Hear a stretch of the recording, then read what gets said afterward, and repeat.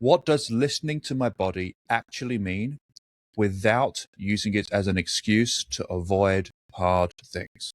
That's a question that we got this week that we're going to try and answer right now. What are your first thoughts there, Coach?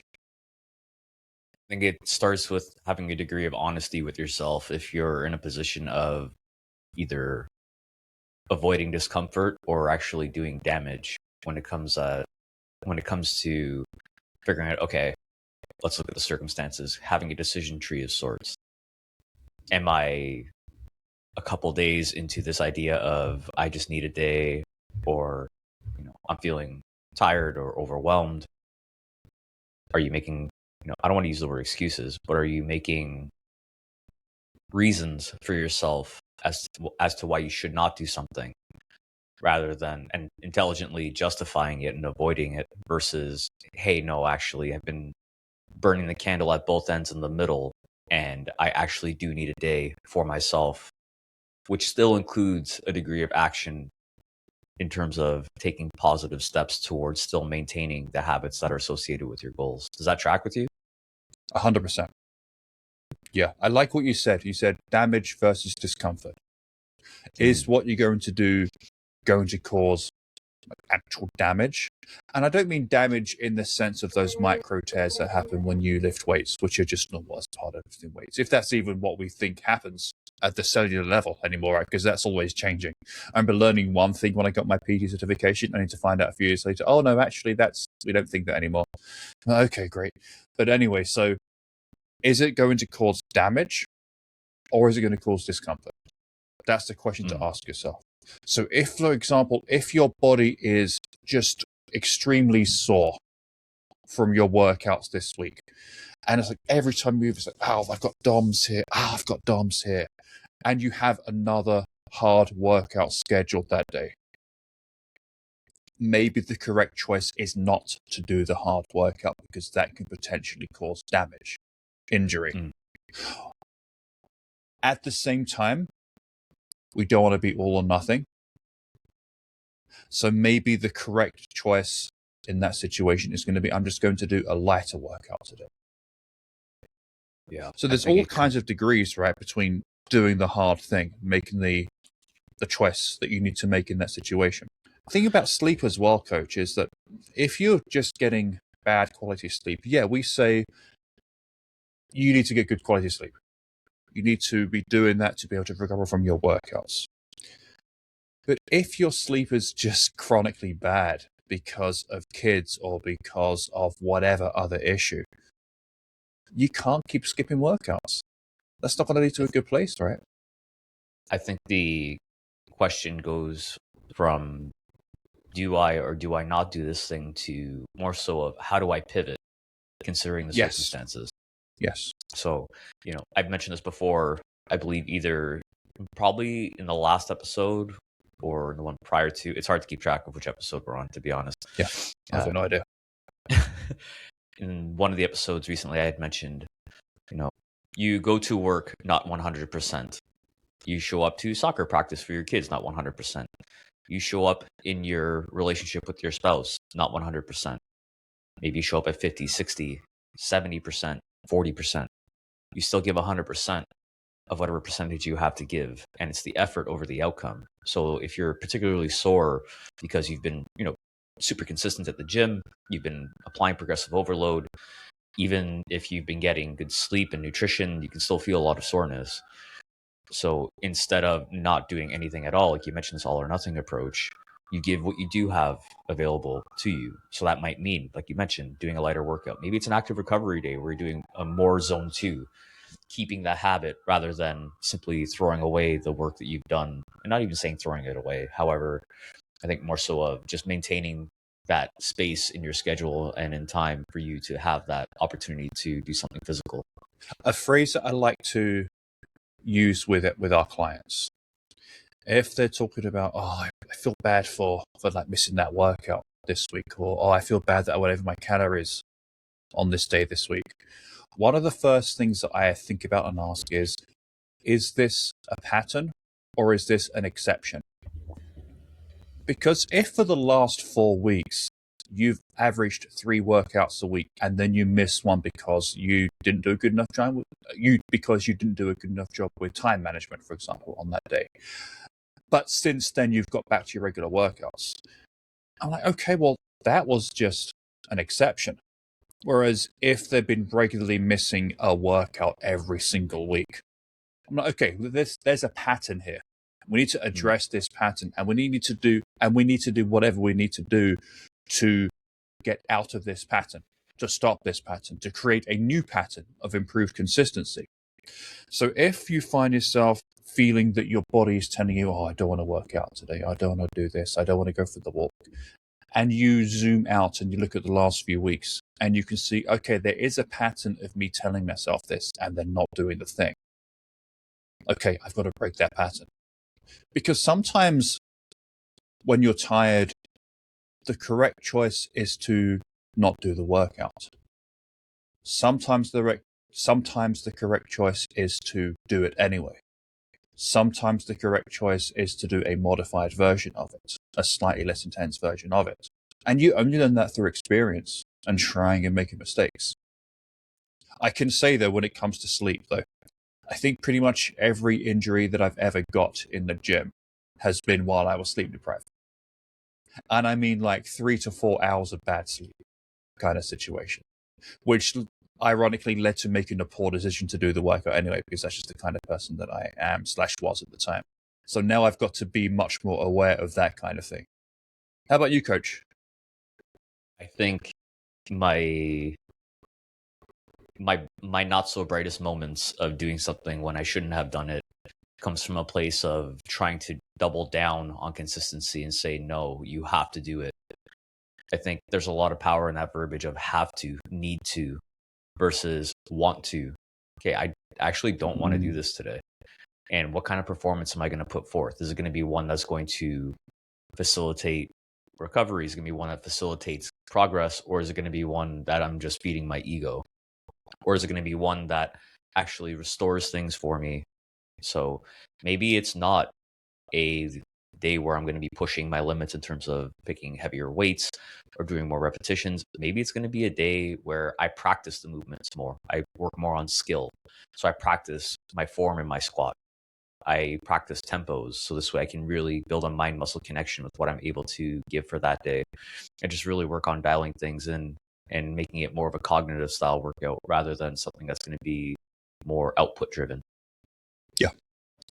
I like that, what you've mentioned about pivoting and adjusting, because if somebody is stuck in this pattern of, let's say, listening to their body and their body is a liar, right? Oh, we shouldn't do the workout today. We shouldn't make this choice today. I think a good first step for getting out of that is not to go from 0 to 100, but to go from 0 to like 7. I think, okay, I don't want to go to the gym today. Okay, how about I go for a 5-minute walk instead? Okay, I can do that. I don't want to lift heavy today. Okay, we'll just lift light today. I want to ask you a question. It's Sure. sort of related to this. Sure. What would you say is the most important organ in the human body? Never really thought about that before. My instinct is to say the brain. Right. So I used to think the same thing too, until I realized that is a super biased opinion, because where did that thought come from? Right? Okay. So now hear me out. Our brain is so intelligent that it will come up with whatever reason possible to ensure survival, energy conservation, and comfortability. Right? We don't want to be uncomfortable. What is the easiest way to get out of this discomfort? Okay, I don't want to cook because that's going to take more energy and it's more decisions to make and more things to do. So I'm just going to order out. I'm tired. So instead of going to work out, I'm going to relax and I'm going to scroll or watch TV. That's still an input that your brain is processing. I don't want to get steps because I'm tired, etc. Okay, then I'm going to just lay down, whatever the situation or circumstances, right? I don't even want to get up to get any water. I would rather have more coffee because that'll give me energy when it doesn't, right? I want to eat things that are high in calories but low in nutritional density because it'll be easier to process. You're going to get more energy out of them. So our brain is super smart at efficiency and energy conservation.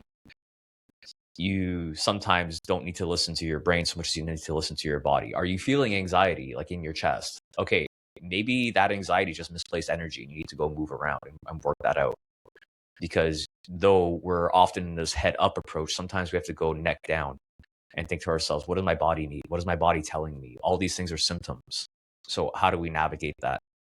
Maybe you just need to go to bed early to actually get better sleep.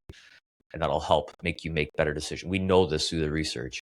The likelihood of you making better nutritional and workout-based nutrition or workout-based decisions are going to be predicated on how well you slept. 100%. And to kind of expand on what you were just saying, we need to remember that our environment, most of us anyway, most of us live in an environment where it's never been easier to make the easy choice. Never. Like most of us like work from home now.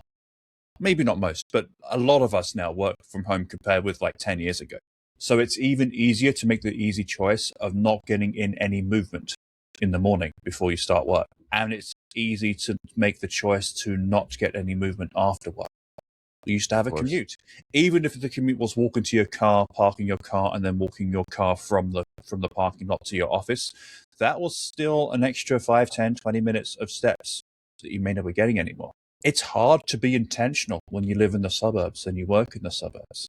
And the brain, as you said, it wants comfort. It doesn't want to be overburdened. It doesn't want to be overwhelmed, which goes back to what we say pretty much every episode. Create routines, create schedules, create habits so that you don't have to make that effort. But to get something to the point where that is a habit, you have to do it intentionally first, over and over and over again until it does become that habit. And let's zoom out even further and go even further back in time. Grocery stores are, relative to human existence, grocery stores are brand new. It's brand new. Even like talking to my grandparents when they were kids, they would tell me about, okay, on the weekend, and my nan telling me this story about every weekend, she would go with her mum. They would go to the butchers to get the meat. They go to the greengrocers to get the vegetables and everything else like that. And they would have to go from store to store to store to store on foot. Whereas we go to one place or we tap on our phones for a delivery. Let's zoom out even further. Like markets are still fairly new. We used to have to hunt and forage and expend a ton of energy getting our own food. So again, bring it back to today. Our brain wants comfort. Our brain knows what the easy choices are. It wants us to make those easy choices. And so we have to set up systems so that making the harder choice doesn't feel as hard. Yeah. So how do we do that? Great question. One thing at a time, basically. One thing at a time. Let's take movement in, because I think movement is it has such a huge return on the relative amount of time and effort that you need to put into it. Just walking around, getting more steps in. You do things that, okay, I'm going to commit to, before I start work, I'm going to give myself a mini commute. I'm just going to walk to the end of the street and back. And you lock that in. It becomes your routine. Maybe you do what I have done in the past, where instead of making coffee at home, you walk to the closest cafe, you get your coffee, then you walk home. I don't do it right now because it's too damn cold, and I get sick of Tim Hortons coffee if I have it too often. But I have a dog who needs walking. Okay, great. I've got movement in twice a day then, at least. And doing these things, minimizing the friction, locking them in one thing at a time. But what were you thinking, Coach, when you asked me that question? I'd love to know. I think the thing that makes the most sense is to, instead of thinking of the most logical step or the most logical program or approach, is to instead think of the worst case scenario. Okay. And if you think of the worst case scenario where it's like, okay, if my kids are sick, if I'm not feeling 100%, what are my BAMs? What are my bare ass minimums that I know I can do regardless of what the circumstances? Can I get protein and produce at every meal? Can I get at least 2.5 liters of water or 3 liters of water a day? Can I get a certain number of steps? Can I make sure that I get to bed on time? And if all of those baseline things can be done no matter the circumstance, then that's a good plan. Mm. But if you're thinking of, okay, I'm going to track all my calories, maintain a particular macro percentage, I'm going to have electrolytes and protein supplements throughout the day, I'm going to have, two to three strength workouts a week, I'm going to get 10,000 steps a day, and things go sideways and you can't do those things, and that plan is one that's been created in an ideal scenario rather than one that's a realistic scenario. I also think it's worth reminding yourself of that phrase. Hard choices, easy life. Easy choices, hard life. And the hard choices stop feeling hard when life feels easy. Part of me sometimes wonders, at what point have we gotten so used to comfort that any sort of adversity or pushback crumbles us for whatever reason that is. And that can be for a series of reasons too. Like, I'm not trying to dismiss anybody's circumstance, because I feel like, obviously everybody's experience is individual to their own. However, there have been times where things have been super challenging for you. Maybe when you're, in your undergrad, and there's 7 or 8 courses that you're studying for all at the same time, while you're also working a part-time job, while you're also trying to maintain a relationship and friendships. You did it then, and I think as time goes on, if we don't continue to flex those capacity muscles in terms of bandwidth for lifestyle, it starts to shrink like anything else. This is like the principle in strength training, where if you don't use it, you lose it. So making sure that you're not reducing capacity, you're finding ways to recognize where your capacity is being used. So this way you can see, actually, you know what, I'm doing quite a lot. One of the things that I started doing, Coach, in the morning, I have my calendar set out for the week. Every morning I pull out a fresh piece of paper and I write down everything that's in my calendar, and I start to scratch it off one thing at a time. And I'm sure you do this too. You notice that there's these, such a valuable thing. Yeah. Also, I'm sure you recognize all the mini micro tasks within those tasks. Like, oh, shoot, wait, I need to send this email. I started writing down those micro tasks too. Because, okay, look, I did all these things today. Cool. Well, that's why I'm feeling exhausted. Or this means that at this point, I should probably take a break. If I'm thinking of having to push through, that's my internal cue to say, okay, stand up, have a midday dance party, go pet the cat, call a friend, do something that's going to facilitate a degree of recovery, or switching gears and states for a moment so you can get back into your focus and flow state. You know what, as you were just saying that about the dopamine hit that you get from scratching off a task that you just did, I think writing down the hard choices that you've made so that you can see them right there on a piece of paper, I think that's a great thing that you could potentially try. Yeah. Start to associate a dopamine hit from doing those kinds of things. Because let's be honest, not all hard things are going to give you a dopamine rush. Maybe a workout, yeah. Eating a salad, no. Like, no one gets a dopamine rush like, oh, that felt amazing after I eat a salad. I mean, yeah, maybe there's a sense of accomplishment if you haven't done it before, or it's, you're just trying to eat salads, but it's not the same thing as intense exercise. So writing it down, putting a line through it, yeah, I've done that. Nice. Or like a big check mark. What I like to do is this is something that I learned when I was an office manager years and years and years ago. When we had a task to do, we drew a ring, like a circle next to it. And when you completed the task, you put a line through the ring. Nice. And you wanted to close as many open rings as possible. And this was in the days before the Apple Watch, before they had the whole rings thing about closing the rings. Okay, just to be clear. So yeah, there's no trademark violation here. So yeah, you would look for the open rings and you'd try to close them. I like that you brought that up, because a lot of the feeling of overwhelm comes from having open loops throughout your day. Yes. I know I have that email in my inbox I haven't replied to. I know I have to send this email to start a conversation. I know that I have this task I need to complete. I know that I got to finish my steps for the day. So when you start to close off those tasks, that opens more bandwidth and capacity for you to make more intentional decisions as well. If you know, like you say this all the time, planning is stress management. Yeah. So if I can plan out these things properly, it allows me to have a degree of consistency. It allows me to have a degree of feeling, what's the word I'm looking for here? Not just consistency, but also certainty. Okay, I know that this is when it can get done. If it gets scheduled, it gets done. I have this time between here and here to get this done. There's time, and I've made space for it to be completed. Yeah. We hate uncertainty. People hate uncertainty. Yeah, I think I hate to be the guy who talks about waking up early, but I'm going to be that guy anyway. Because this is one of the hard choices that I have made just this year. And I posted about this on Instagram yesterday. And this one thing has given me like such a huge improvement in overall life quality. And that's waking up. And it doesn't even have to be early, but it's just waking up at the same time on the weekend as I would during the week, and going to bed at around the same time every day, weekends as well. I feel like it's fixing my circadian rhythm, or it has fixed it. Because I get up just before 5 a.m. Monday to Friday. I go to bed anywhere between 8 and 9:30 as well. I used to go to bed late on Friday night, wake up around 7 or 8 o'clock on a Saturday, do the same thing on a Sunday, and then I would have my alarm set for like 5 a.m. on Monday. I'd get up, kind of stumbling, half asleep still, and then by midweek, my alarm was back for like 7 a.m.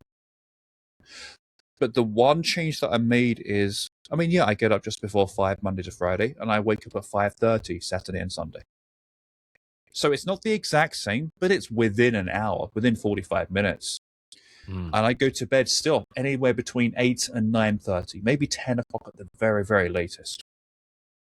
But I've found that having those consistent bedtimes, wake-up times every day has made such a huge change in my energy, in my focus, in my productivity, in my creativity, in my energy levels, in my mood. I get to 5 p.m., I finish work for the day, and I'm like, I feel like I've got like 30% battery left still to be able to crush the evening and be present, engaged, and play with my kids this evening.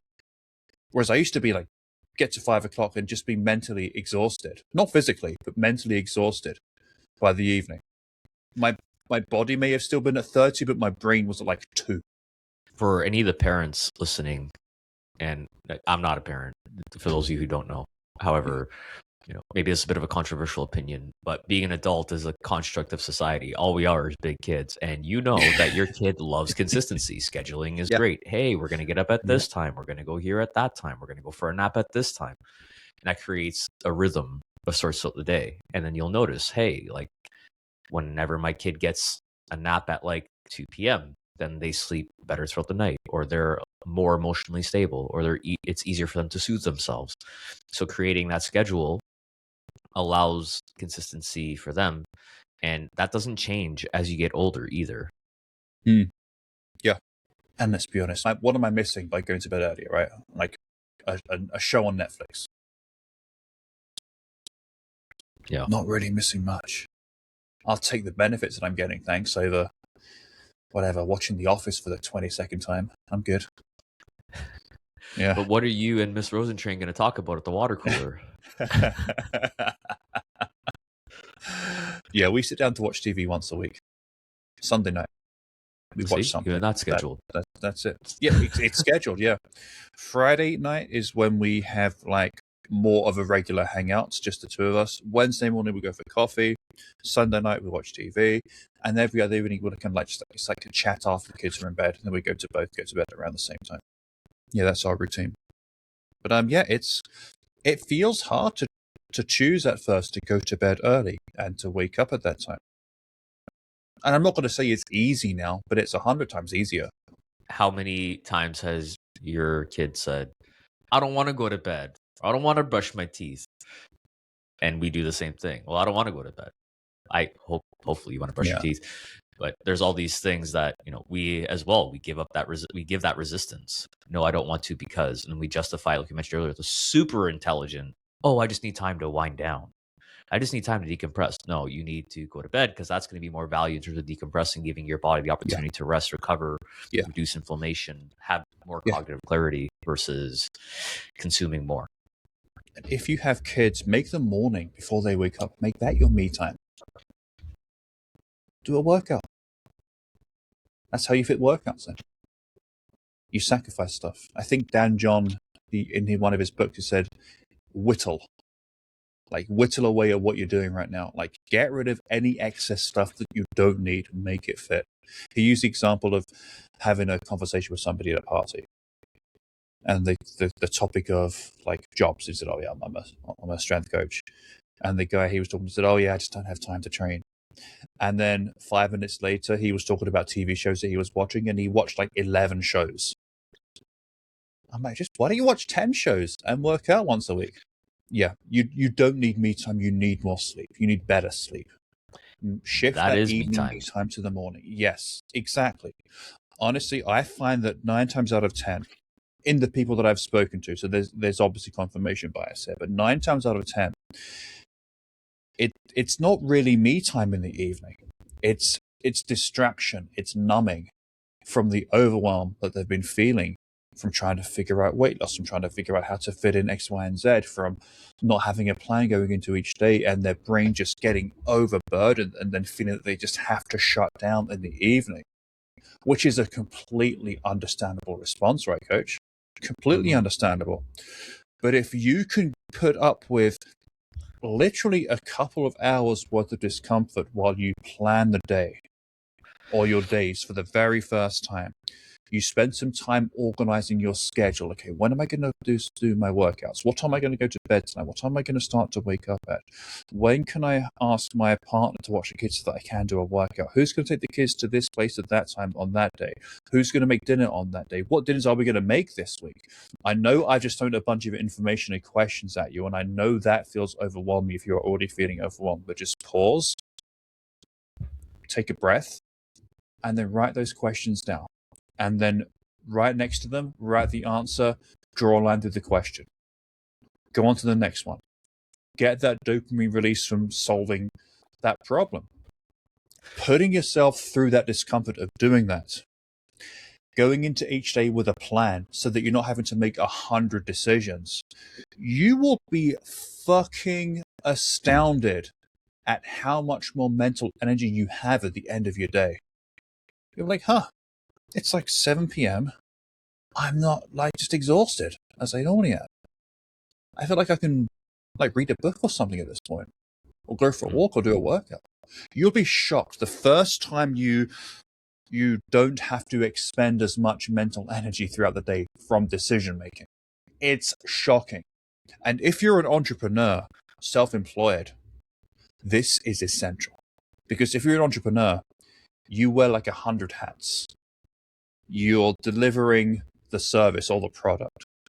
You're creating content on social media. You're figuring out the best times to post. You're figuring out the best way to say things. You've also got to be the salesperson. You've also got to keep receipts and be the bookkeeper sometimes. And you've got to do 100 different things.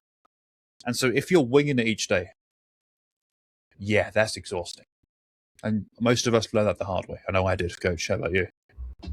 Still learning it. Yeah, absolutely. Yeah. Anything else to add, Coach, or should we go on to another question? We should probably go on to another question before we do that thing where we do one question for the hour, because I know I can totally keep going on this. Cool. If you get the questions in front of you, Coach, do you want to choose the next one? How do I mentally handle slow progress without sabotaging it by overcorrecting? I guess first of all, we have to define slow progress, right? And then maybe redefine it. Because I think a lot of people, when we're thinking about weight loss specifically, let's think about weight loss just for now. We can talk about other stuff in a second, but let's think about weight loss for now. The kind of progress that we recommend people focus on is to drop like between 0.5 and 1 pound per week, which is slow if in the past you are used to losing 10 pounds in a month or more through extreme methods. And I think the reframe there should be this. Well, first of all, you lost weight quickly in the past. Great. Did it stay off? No. Okay, cool. If it didn't stay off, it didn't work. Okay, the scale went down, then it came back up. You're back where you were. It didn't work. And the majority of the time, that is because, as you like to say, Coach, most people don't have a weight loss problem, they have a weight maintenance problem. So here's the reframe. You do it slowly, so that you can also learn how to keep it off at the same time. And ironically, it won't be slower. Because if you lost 10 pounds last month and then you regain 10 pounds next month, over the 2 months, you have no results. Whereas if you spend the next 2 to 4 months dropping 10 pounds and you keep it off after another 2 to 4 months, that's faster because you actually have results. The phrase that comes to mind here is that the quickest way is often the longest route. And like, what's the rush? Like even in this question, slow progress. Okay, you're defining the progress though through speed. Faster isn't better. We just mentioned that. We want it to be sustainable. We want it to be permanent or within a certain range. So if you can actually create a plan for yourself that becomes more of an identity and less of a phase for yourself, then it's going to allow you to actually be in a place where, hey, I can actually do this every day. Like for myself, coach, like recently I've gone more low carb. So, okay, like I want to see what this is like, if I can maintain it, see what happens. And I actually quite enjoy it. I have one day a week where I have a bit more carbs than normal. I'm not moving around and doing super high intensity work right now, but I'm seeing my weight go down. I've been consistent with it. My lifts are getting stronger and I feel good with it. And I'm of curious, course, Coach, what made you decide to do that? I'm just curious. I have a vacation shortly, so I'm thinking of vanity purposes. Okay, so you want to lose some water weight as well as fat to look even more shredded, essentially. Exactly. Yeah. So, and even in that, like, of course, I'm going to see the scale go down, but it's not the scale going down because I don't have any carbs in my system. It's because I need to make sure how many carbs I have in my system. So I'm tracking my fucking nutrition. So I'm not overeating. So it's a byproduct. It's not the reason why it's happening.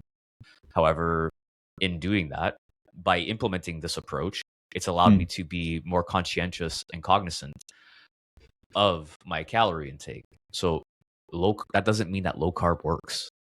It means that it's an approach I need to take to make sure I'm consistent with my nutrition tracking.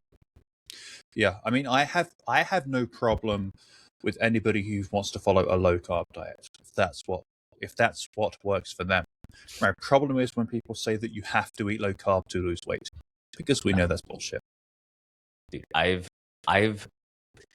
been in a position where I was eating 3,500 calories a day, which is 800 calories over maintenance, and still losing weight from the level of activity that I was doing. And this is like... So you weren't at maintenance?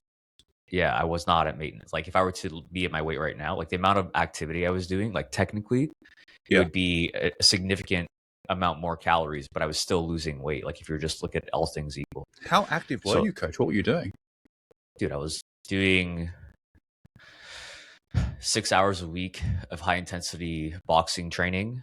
I was doing 2 days a week of strength training. I was running once a week, and I was cycling probably 6 hours a week to get to all of my in-person sessions that I was doing. So I was literally just a food processing plant. So you were on, like, for maintenance would probably have looked like for you, like the high 3,000s, most likely, maybe on 4,000 calories. Yeah, maintenance technically would have been probably 4,000 calories. So this is why it's important to include activity into your equation, because that means that my maintenance isn't at 2,300-ish. It's actually way higher, right? Yeah. But if you were to just look at it without that, then you would probably, if I went to maintain the number on the scale, not inclusive of the activity, would probably be around that 2,300-ish mark. Right. So if you to drop to like the activity levels of like a normal person, there's like moderate activity, 7,000 to 8,000 steps per day, 2 to 4 workouts per week, you'd been maintaining it. Did you say 23? Probably 23, 25-ish. Yeah, that makes sense. Yeah.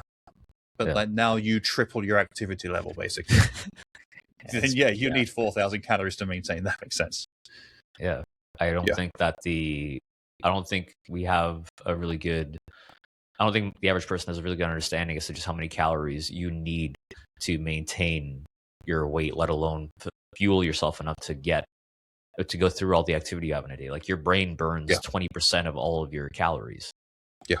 That's just your brain. Especially your average yo-yo dieter who is used to like eating 1,000 calories, 1,200 calories, when they're in this weight loss mode. And of course, they don't track calories when they're now regaining in between. But yeah, unless I would say our average client who is, female in her 40s, full-time worker, has kids, they typically need on average like 2,200 calories to maintain. So a lot of them are losing weight consuming like 14 to 1,800 calories. The vast majority. There'll be some outliers, slightly less, slightly more, of course, like the slightly smaller people, more active, or people who have more to lose would maybe be on the other extreme there. But most women that we work with can lose weight with 14 to 1,800 calories. Yeah. Now, I'm not saying to the people listening to start eating 14 to 1,800 calories, just saying that it so happens that the amount of activity that we ask of our clients that they want to be doing, their body composition, where they are in life, how much muscle they have, it just so happens that most of them land somewhere in that fairly wide range to be in that fat loss phase. There are very few people that we work with who need under 2,000 to maintain their weight. If there are, it's because they literally are 4'11", 5 feet tall. They weigh 100 pounds or maybe 110 or something like that. And they're moderately active. Well, even if you look at nutritional labels, right? Like majority of nutritional labels will say that a amount of a particular macronutrient or vitamin or mineral that's in there is relative to a typical 2,200 calorie diet per day. It's in and around that range. So that's kind of in and around where the average person would need, again, given ranges. However, most people are thinking, okay, I need to have 1,000 calories less than that. We get to this number of 1,200, which I don't know. I don't know who came up with that number, but I feel like we need to pin it to someone. I don't know who. We got to blame someone, huh? Just so we can yell Let's at them. start a witch hunt, Coach. Yeah, that's fine. Yeah. Well, yeah, that's a very popular term right now. Yeah. But yeah, I think Let's go back to the question, Coach. How do I mentally handle slow progress without sabotaging it by overcorrecting? Yeah. Okay. How do you mentally, you have to use metrics that still make you recognize that you're making progress. Like you mentioned, when in doubt, zoom out. Zoom out, look at trends. Absolutely. Yeah. So over the course of a week, your weight won't do much. But if you are in a calorie deficit over the course of 3 or more weeks, if you plot it into a graph, you'll see it come down, then go slightly up again, then maintain, then go slightly down. But the overall trend should be down over those 3 or more weeks. And so you need to look at those trends. Zoom out and look at those trends. Which is why getting mad or being happy about your weight increasing over the course of a 24-hour period, well, you're not seeing fat loss or fat gain. If you get on the scale, you have a poor night of sleep, the scale is up 2 pounds the following morning. If you were in a calorie deficit the next day, or even a maintenance, the previous day, or even a maintenance the previous day, that's not 2 pounds of fat gain. That's 2 pounds of water caused by the really poor sleep that you had. And if you have a really good sleep and overnight you drop 2 pounds on the scale, well, again, you had a really good sleep, which is going to decrease water retention. You didn't magically drop 2 pounds of body fat overnight.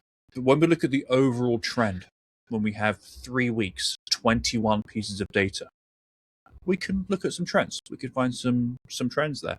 And I think, as you mentioned, Coach, I think you've mentioned on a previous podcast that you think weigh in at least 3 times a week if you don't want to do it every single day. Because at least that's 9 pieces of data over 3 weeks, and we have a better chance of seeing a trend. Obviously the more data, the better to a certain point. But yeah, even doing it 3 times a week, I think is a good starting point if you're thinking, I'm going to get a bit obsessed if I do it every single day. Yeah, I like that, Coach. Also, what other trends can you see? Are you getting stronger in the gym?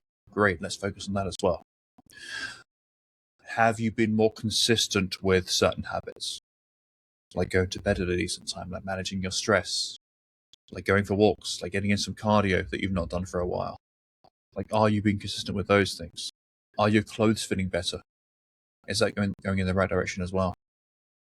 So you zoom out, look at trends. And then finally, think about process goals. Coach, what is a process goal? A process goal is a goal that is associated, or the actions in which are associated with a particular goal. So not getting to a specific weight, for example, but what actions would have to take place to get you to that particular weight. Yeah. This is what, whenever one of our clients mentions, I'm getting really impatient, Daniel. I feel like, I don't know, it just feels like it's really slow. One of the things that I like to do is to set some process goals. And that's over the course of a week. For each week, we think, okay, our process goal for the week is to work out at least twice. It's to average 7,000 steps per day. It's to get enough fiber on X number of days per week. We set some goals that are process-based, not outcome-based. So the process goal is not to drop a pound in a week. The process goal is what actions can you be taking over the course of a week. And we revisit them every week when we're checking in with them. Okay, how do we do with this first process goal? How do we do with the second one? How do we do with the third one? Great job. And then either, typically I recommend once every 4 weeks, but you can do this every week if you want to. Reward yourself for hitting that process goal. And the reward could be you go and buy yourself a new item of clothing or a particular thing that you've wanted, or you book a massage, or you book a trip that you've been looking forward to, something like that. Do something positive as a reward for yourself for being consistent with the process. And then some of your focus, which is currently on this long-term outcome, dropping 10 pounds, dropping 50 pounds, whatever that particular goal is, some of that focus is redirected towards the day-to-day and the week-to-week habits and deriving satisfaction and a sense of achievement from having performed consistently those day-to-day and week-to-week habits. And that is one way of handling that slow progress. It's a bigger focus on the process.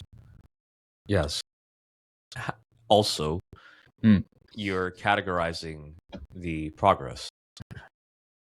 It's slow progress. Yes. And if you remove slow, it's still progress. So what metric are you using to measure your progress? If that's a particular metric that's not necessarily conducive to show you any sort of, I guess it would be progress. Like if it has, you have to determine what progress means to you in that case. Yeah. So if you have these process goals, okay, it's not about the scale at this point. It's about, am I hitting all these processes that you just mentioned? Because if I'm doing that, that will end up leading to the symptom of weight loss or fat loss rather. So that's what progress is. You're layering and showing yourself, hey, I can do this. I'm successful in these processes that are associated with my goal. Focusing on those, the actions, the things that are going to facilitate that goal. That's what's going to get you to there, not beating yourself up for not seeing the number on the scale move, per se. Yeah.